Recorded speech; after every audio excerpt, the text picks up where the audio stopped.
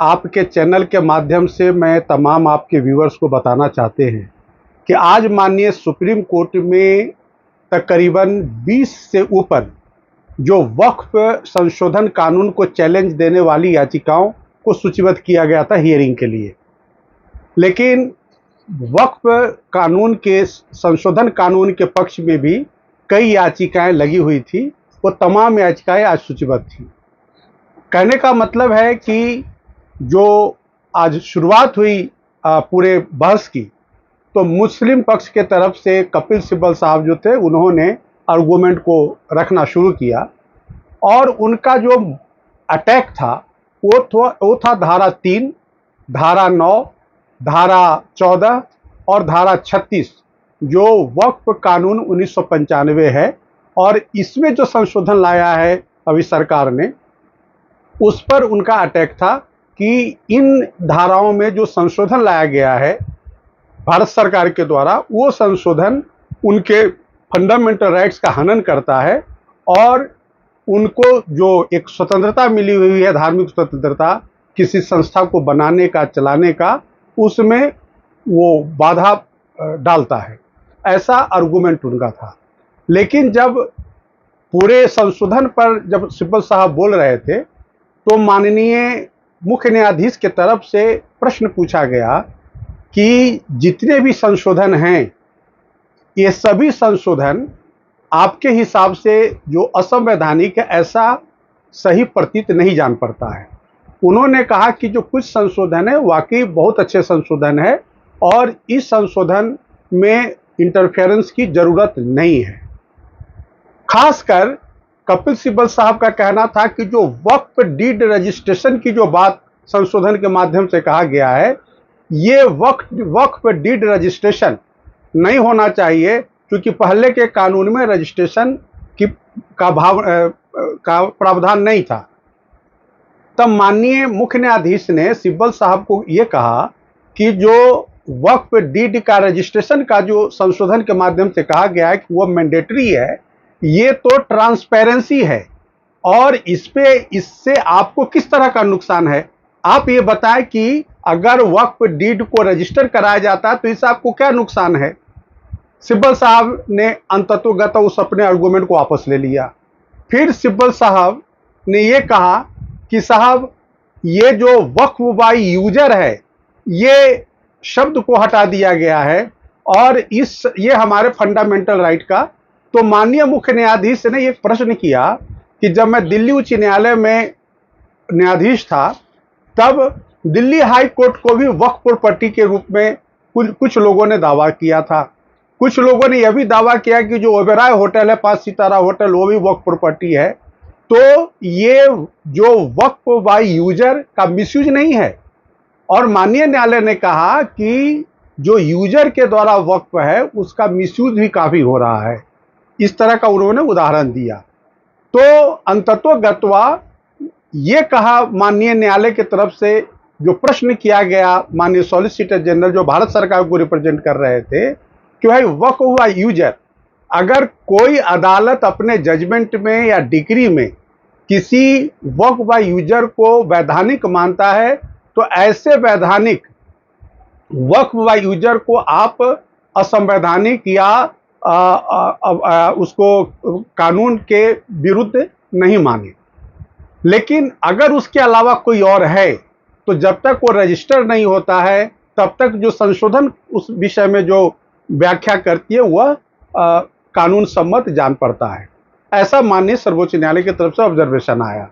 उनका ये कहना था सिब्बल साहब का कि जो वक्फ बोर्ड और वक्फ काउंसिल में गैर मुस्लिमों को जो प्रतिनिधित्व देने की बात कही गई है, वह भी हमारे फंडामेंटल राइट का हनन है। इस दलील को देते वक्त उन्होंने कहा कि हिंदुओं के मंदिरों में जो कमिटियां बनी हैं, उसमें गैर हिंदुओं को रिप्रेजेंटेशन नहीं मिला है। सिखों के गुरुद्वारे में जो कमिटियां बनी है, उसमें गैर सिखों को रिप्रेजेंटेशन नहीं दिया गया है। इसी तरह से उन्होंने कहा, इस आधार पर उनका कहना था कि जो वक्फ बोर्ड है या वक्फ काउंसिल है, उसमें गैर मुसलमानों को सदस्य के रूप में रिप्रेजेंटेशन नहीं दिया जाए। इस पर माननीय अदालत ने सॉलिसिटर जनरल से कहा कि साहब आप हिंदुओं को क्यों रिप्रेजेंटेशन देना चाहते हैं।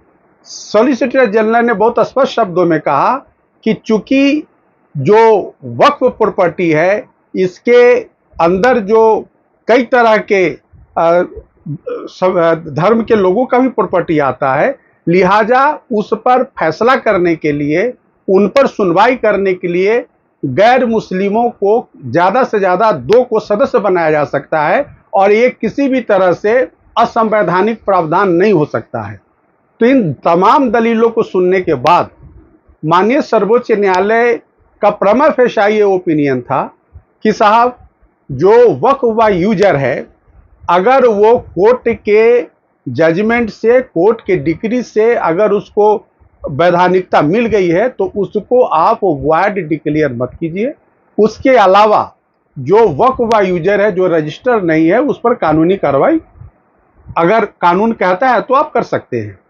दूसरी बात उन्होंने कहा कि जहां तक वक्फ काउंसिल में या वक्फ बोर्ड में गैर मुस्लिमों के सदस्य की बात है, उस पर उन्होंने सॉलिसिटर जनरल से कहा कि आप इंस्ट्रक्शन लेकर के सरकार से हमें बताएं कि इस पर सरकार का नजरिया क्या है। तो कल 2 बजे यानी कि 17 तारीख को 2 बजे पुनः पूरे मामले की सुनवाई होगी। आज किसी तरह का न तो नोटिस जारी हुआ उन तमाम याचिकाओं पर, न तो किसी तरह का अंतरिम आदेश पारित किया गया।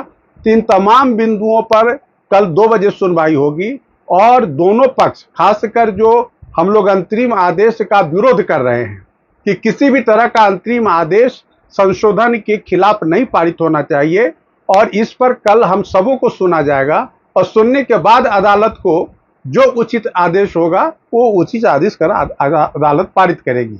आपको मैं एक और बात बता दूं, यह भी बात उठा और जब कोर्ट की शुरुआत आज इस मामले पर सुनवाई शुरू हुई तो बैठते ही मुख्य न्यायाधीश ने कहा कि इन तमाम याचिकाओं को हम उच्च न्यायालय में भेज दें, हमें इस विषय पर भी आप लोग अपना सबमिशन दें।